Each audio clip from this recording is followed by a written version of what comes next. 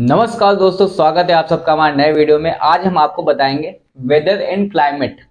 तो वेदर क्या होता है और क्लाइमेट क्या होता है, इन दोनों में डिफरेंस भी बताएंगे। तो सबसे पहले हम वेदर के बारे में बताएंगे।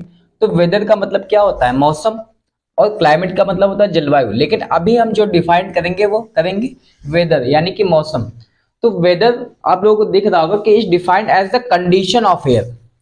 सिर्फ कंडीशन ऑफ एयर नहीं, कंडीशन किसकी, एयर की, टेम्परेचर की, और pressure, wind, humidity and rainfall, यानी कि इनकी जो कंडीशन है।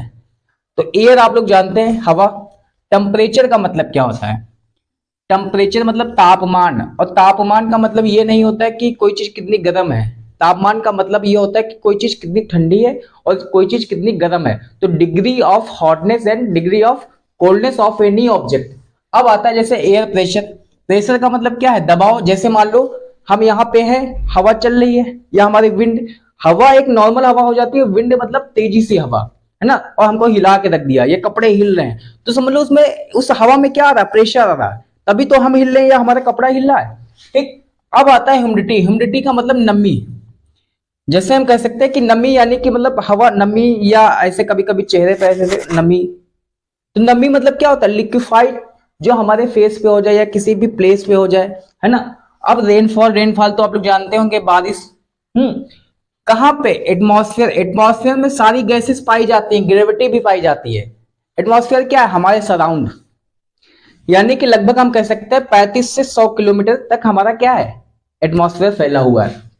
देन तो अब at a given place and time, कहने का मतलब ये है कि सबसे पहले ये जो वेदर है, हमारे आसपास कैसा टेम्परेचर है, कैसा प्रेशर है, कैसी विंड है, या कैसी ह्यूमिडिटी है, कैसा रेनफॉल हो रहा है, तो ये सब हमारे एटमॉस्फेयर में आता है किसी पार्टिकुलर टाइम, किसी पार्टिकुलर प्लेस में, है ना। और दूसरी चीज ये आती है कि जो वेदर होता है वो डे टू डे चेंज होता है। या हम कह सकते हैं सुबह कुछ और है, सुबह कुछ और है, शाम को कुछ और होगा। तो मतलब ये क्या है, चेंज होता रहता है टाइम टू टाइम। कल कुछ और होगा, कल सुबह कुछ और होगा, कल दोपहर कुछ और होगा। तो ये क्या है, वेदर चेंज होता रहता है। यानी कि टेम्परेचर में भी चेंजेस आएंगे, विंड में भी चेंजेस आएंगे, ह्यूमिडिटी में भी चेंजेस आएंगे, रेनफॉल में भी चेंजेस आने, तो सब में चेंजेस आते हैं। जो भी ये कंडीशंस दिखाई दे रही है आप लोगों को, ये क्या है, वेदर है। और दूसरी चीज जो हमारा वेदर है, ये क्या करता है, गिव द सीजन, यानी कि सीजन देता है। इंडिया में 3 सीजन का हम लोग मजा उचकते हैं। मजा चखने का मतलब एंजॉय करते हैं। तो एंजॉय करते कौन कौन सा सीजन है, एक समर हो गया, समर मतलब गर्मी, और दूसरा विंटर, विंटर मतलब जाड़ा, और तीसरा हमारा क्या है, मानसून। मानसून का मतलब बरसात कह सकते हैं। बात समझ में आ रही है। तो इन तीनों सीजन का हम लोग एंजॉयमेंट लेते हैं। तो ये हो गया आपका वेदर। तो अब हम बताएंगे क्लाइमेट के बारे में। क्लाइमेट का मतलब क्या होता है, जलवायु। तो द वेदर कंडीशन, अब यहाँ पे क्या है कि वेदर कंडीशन, वेदर मतलब हम बता चुके वेदर क्या होता है। तो वहां पे क्या था, air condition, temperature condition, pressure condition, wind condition और रेनफॉल कंडीशन थी। तो यहाँ पे वेदर का मतलब समझ गए। तो वेदर में वो सारी चीजें आ जाती है। तो यहाँ पे क्लाइमेट को बताने के लिए वेदर कंडीशन बोल रहा है। तो जो भी वेदर कंडीशन होंगी, यानी कि वो कहां पे प्रचलित होंगी, लार्ज एरिया, यानी कि जहां जहां पे ज्यादा बड़ा रीजन होगा और ज्यादा समय तक। तो हम ये कह सकते हैं कि जो वेदर होता है, यानी कि ये तो क्लाइमेट है, जो वेदर होता है वो कुछ समय के लिए, या कह सकते हैं छोटे समय के लिए, या शॉर्ट पीरियड ऑफ टाइम के लिए होता है। और ये जो क्लाइमेट होता है वो लॉन्ग पीरियड ऑफ टाइम के लिए होता है, लॉन्ग प्लेसेस के लिए होता है। यानी कि जो पूरा वर्ल्ड है ना, तो वहां का, जैसे कुछ ऐसी जगह होंगी, या जो पूरा वर्ल्ड है उस उनका अलग अलग पार्टों में क्या होगा, क्लाइमेट कंडीशन अलग अलग होंगी, है ना। तो वहां पे बटी होंगी। तो long period of time is called climate. तो क्या समझ में आया कि भैया वेदर जो होता है वो शॉर्ट पीरियड ऑफ टाइम के लिए होता है और climate long period of time के लिए होता है ना। तो ये चीज समझ में आ गई। अब आता है हमारा कि कुछ ऐसे फैक्टर्स हैं जो कि क्लाइमेट को क्या करते हैं, अफेक्ट करते हैं। वो कौन से फैक्टर्स हैं, जैसे हमारा डिस्टेंस फ्रॉम द इक्वेटर है। तो अब डिस्टेंस फ्रॉम द इक्वेटर का मतलब नहीं समझ में आया होगा आप लोगों को, बताएंगे। सबसे पहले ये समझो, ये हमारा क्या है, मान लो अर्थ है, क्या है, अर्थ। अब अर्थ में दो पोल होते हैं, एक नॉर्थ पोल होता है, दूसरा साउथ पोल होता है। और ये क्या है हमारा इक्वेटर, क्या है इक्वेटर।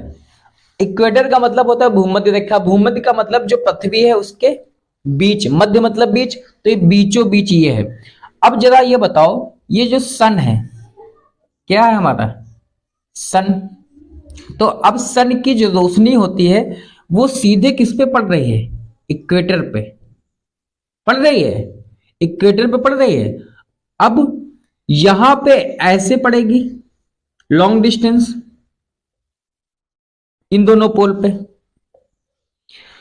अब ये बताओ जरा, ये सन की सीधी जब लाइट पड़ रही है तो यहां पे क्या होगी, गर्मी, क्या होगी, मतलब हीट मिलेगी।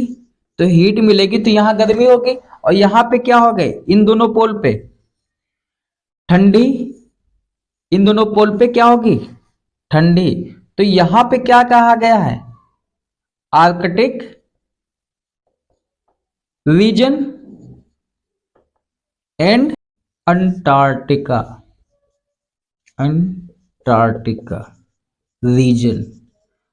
तो अब क्या होता है, हमने ये बताया कि भैया कहने का मतलब यह है कि इक्वेटर पे प्रकाश जो है सूर्य का वो सीधे पड़ता है तो हीट होती है, और अब यहाँ पे ज्यादा मतलब डिस्टेंस इनको कवर करनी पड़ती है सन की रेस को। तो यहाँ पे सबसे ज्यादा ठंडे जो नॉर्थ पोल और south pole, north pole and south pole बहुत ज्यादा ठंडे, इतना मतलब ठंडे कि बर्फ गिरा करती बहुत ज्यादा, मतलब सब चीज जम जाती है।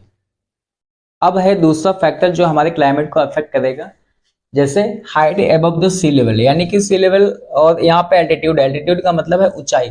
तो जो जमीन से हमारी कोई भी पीक होगी या हमारे हिल स्टेशन होंगे, तो जमीन से जितना ऊपर होंगे वहां से जमीन से और वो हिल स्टेशन तक, या हम कह सकते हैं पीक्स तक जो ऊंचाई होगी वो हमारा होगा एल्टीट्यूड। ठीक, तो कहने का मतलब है कुछ ऐसे हिल स्टेशन हैं जैसे शिमला हो गया, ऊटी हो गया और नैनीताल, यहाँ पे गर्मियों में भी क्या होगा, ठंडक होगी, बहुत ज्यादा कोल्ड होंगे। और जैसे कुछ पीक्स हैं जैसे हमारा हिमालय रीजन, तो हिमालय रीजन में क्या होगा, बर्फ पड़ेगी, कब, गर्मियों में। तो हुआ ना क्लाइमेट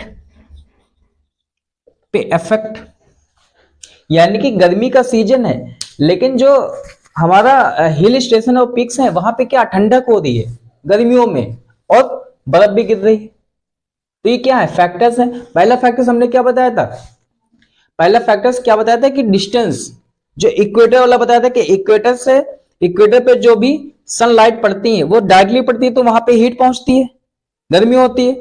और जब डायरेक्टली नहीं पड़ती है तो वहां पे क्या, आर्कटिक रीजन और अंटार्कटिका रीजन में क्या होता था, बहुत ज्यादा ठंडे बर्फ पड़ती थी। बात समझ में आ रही है। अब आता है तीसरा फैक्टर जो हमारे क्लाइमेट को अफेक्ट करेगा, जैसे यहाँ पे दिख रहा होगा आप लोगों को, डिस्टेंस फ्रॉम द सी। तो ये है हमारा सी और ये है लैंड, ये हम कह सकते हैं कि ये हमारा कोस्ट है। कोस्ट मतलब समुद्र का किनारा। तो ये समुद्र है। अब हम ये कहेंगे कि यहाँ का जो एटमॉस्फेयर रहेगा या क्लाइमेट रहेगा वो मॉडरेट रहेगा। क्या रहेगा, मॉडरेट। अब मॉडरेट का मतलब क्या है, मॉडरेट का मतलब ना ही ज्यादा ठंडा और ना ही ज्यादा गर्म, है ना। तो ये ऐसा क्यों होता है, जैसे सी ब्रिजेस की वजह से। किसकी वजह से होता है, सी ब्रिजेस। सी ब्रिजेस क्या है, जब ये समुद्र से जो हवाएं आती हैं वो किधर आती हैं, लैंड की तरफ, यानी कि ठंडी हवाएं आएंगी। और यहां पे क्या है, समुद्र यानी कि गर्मी है। तो यहां पे गर्मी है लेकिन यहां से ठंडी हवाएं आती हैं, तो ये इस यहां के प्लेस को क्या करेंगे, ठंडा करेंगे। यानी कि अब यहां पे गर्मी है, यहां पे ठंडा करेंगे, देन क्या हो जाएगा, मॉडरेट, यानी कि ना ज्यादा ठंडी और ना ज्यादा गर्मी। ये बात समझ में आ रही है। तो इसी चीज को सी ब्रीज कहते हैं। और भैया जाड़ों में क्या हो जाएगा, उसका उल्टा हो जाएगा। और लैंड ब्रिज का मतलब क्या है, लैंड ब्रिज का मतलब क्या है कि जब हवाएं, यानी कि जब लोकल हवाएं लैंड से सी की तरफ जाती हैं तो उसको बोलते हैं लैंड ब्रिज। तो इतना समझना है आप लोगों को जितना मैं बताता जा रहा हूं। अब आता है डायरेक्शन ऑफ द विंड्स, यानी कि ये भी फैक्टर जो है हमारे क्लाइमेट को अफेक्ट करेगा। कैसे? अब जैसे विंड्स मतलब तेज हवाएं, बहुत ज्यादा मतलब तेज हवा आ रही है। अब जैसे मान लो कि गर्म हवाएं आ रही हैं, गर्म हवाएं आ रही हैं, ठीक, किधर से आ रही हैं? इधर से। अब यहां मान लो हल्का सा ठंडा है, ये ऐसा प्लेस है, यहां पे क्या है? ठंडा है। अब ये गर्म हवाएं आ रही हैं तो इनको भी तो गर्म कर देंगी, है? इनके टेम्परेचर में चेंजेस लाएंगे कि नहीं लाएंगी? लाएंगे।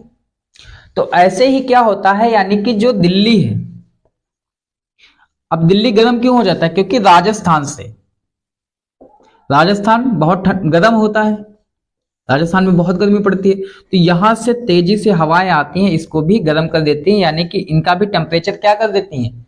इंक्रीज कर देती हैं। बात समझ में आ रही है?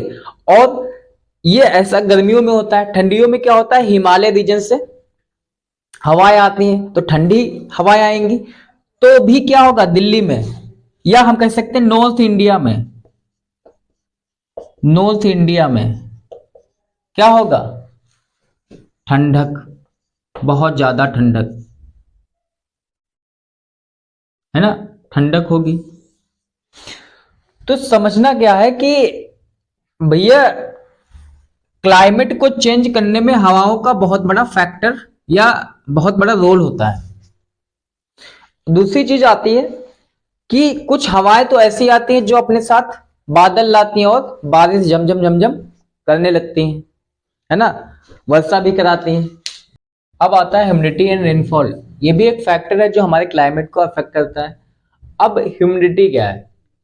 तो ह्यूमिडिटी का मतलब कह सकते हैं हिंदी में आर्द्रता, या moisture and water vapour present in the air is called humidity. समझना क्या है?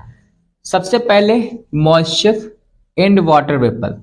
मॉइस्चर मतलब होता है नमी, है ना? और वाटर वेपर क्या है? हमारा वाष्प। तो समझना कैसे है इसको कि मॉइस्चर और वाटर वेपर अगर हमारे एयर में है, या एयर में ये दोनों चीजें हैं, मौजूद है, उपस्थित है, तो वो क्या हो गया? ह्यूमिडिटी। तो ह्यूमिडिटी यानी कि जो ह्यूमिड एयर होती है, ह्यूमिड एयर की वजह से ही बारिश होती है।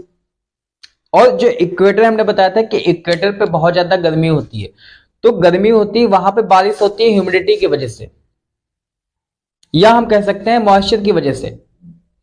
यानी कि मॉइस्चर या नमी नहीं होगी तो समझ लो बारिश नहीं होगी। तो ऐसे ही जो डिजर्ट प्लेसेस होते हैं, चाहे इंडिया में हो या कहीं भी हो, ठीक, तो हॉट डिजर्ट प्लेसेस वहां पे क्या होता है? बारिश नहीं होती, क्योंकि मॉइस्चर नहीं होता है। मॉइस्चर नहीं होगा, बारिश नहीं होगी, मतलब बहुत कम मात्रा में बारिश हो सकती है, ठीक। और दूसरी चीज, जैसे कोल्ड प्लेसेस होते हैं, वहां पे बारिश की जगह पे क्या होता है? स्नोफॉल। तो ह्यूमिडिटी का बहुत बड़ा रोल है क्लाइमेट में, और रेनफॉल का भी रोल है क्लाइमेट को अफेक्ट करने में, है ना? तो ये चीज समझ में आ गई। हाँ, तो दोस्तों अब हम बताते हैं आपको कि हीट जोन के बारे में। हीट जोन यानी कि ये भी एक फैक्टर है जो कि हमारे क्लाइमेट को क्या करता है? अफेक्ट करता है। तो अब समझना है कि ये हमारी, आप लोगों को दिख रही है कि ये हमारी अर्थ है। भले आलू तरीके लग रही हो, उतना गोल नहीं बना है, लेकिन ये समझना है कि ये क्या है? अर्थ है, ठीक। अब ये अर्थ का नॉर्थ पोल है, ये साउथ पोल है। अभी हम आपको बताएंगे, मतलब ये एक सब क्या है? Heat zone. तो हीट जोन को समझ लो 3 भागों में डिवाइड किया गया है। और 3 भाग कौन से हो गए? पहला तो हो गया हमारा टेम्परेट जोन, दूसरा हमारा हो गया टॉरिड जोन, और तीसरा हमारा हो गया फ्रिजिड जोन।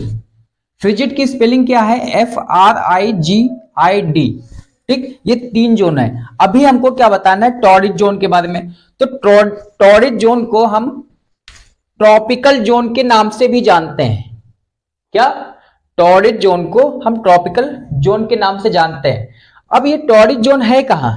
इक्वेटर, मान लो ये इक्वेटर है हमारा, ठीक। ये इक्वेटर है, इक्वेटर के दोनों तरफ है, यानी कि इक्वेटर के दोनों तरफ है। अब एक और चीज आती है कि ये जो टॉरिड जोन है वो किसके बीच में है? Tropic of Cancer and Tropic of Capricorn के बीच में है। बात समझ में आती है? तो इन दोनों के बीच में है। अब टॉरिड जोन बहुत गर्म होता है और ह्यूमिडिटी इसकी ह्यूमिड रहता है। गर्म और ह्यूमिड क्यों रहता है? बताया था कि भैया ये जो सन होता है, सन की जो रेज हैं इस पे क्या डायरेक्टली पड़ती है, इस वजह से ये गर्म और ह्यूमिड रहता है। अब आता है टेम्परेट जोन। क्या?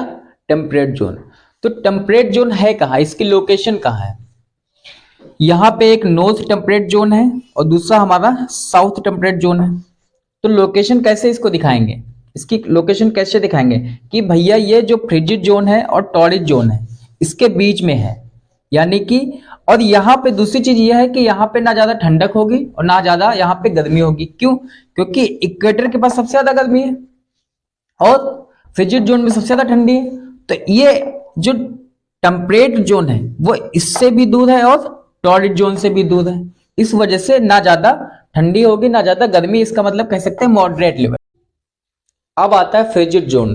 फ्रिजिड जोन में देखोगे फ्रिज निकल रहा है। फ्रिज हम लोग अपने घरों में जानते हैं कि भैया फ्रिज होती है, तो वहां पे क्या होता है, उस फ्रिज में पानी ठंडा करने के लिए फ्रिज यूज करते हैं और बर्फ बनाने के लिए यूज करते हैं। बर्फ बन जाती है, बोतलों में भर जाती है, तो ऐसे यहाँ भी बर्फ बनती है। यानी कि फ्रिजिड जोन कहाँ है? यहाँ पे आर्कटिक पोल पे, या कह सकते हैं नॉर्थ पोल पे और साउथ पोल पे फ्रिजिड जोन है। तो हम कहेंगे फ्रिजिड जोन है क्या, कहाँ पे, इसकी लोकेशन कहाँ पे है? तो आर्कटिक सर्किल और नॉर्थ पोल के बीच में जो भी रीजन होता है या जो भी जोन होता है उसको बोलते हैं फ्रिजिड जोन। और अंटार्कटिक सर्किल और साउथ पोल के बीच में जो रीजन होता है या जो जोन होता है उसको बोलते हैं फ्रिजिड जोन। तो यहाँ पे हम नॉर्थ फ्रिजिड जोन बोल सकते हैं और यहाँ पे साउथ फ्रिजिड जोन बोल सकते हैं। तो समझना क्या है, जैसे अब एक और चीज आती है कि जैसे कहते हैं कि हेमीस्फीयर। हेमीस्फीयर का मतलब क्या होता है? हेमी मतलब हाफ और स्फीयर का आधा। तो हेमीस्फीयर यानी कि नॉर्थन हेमीस्फीयर इसको कहेंगे, इस पार्ट को, और साउथर्न हेमीस्फीयर इस पार्ट को कहेंगे।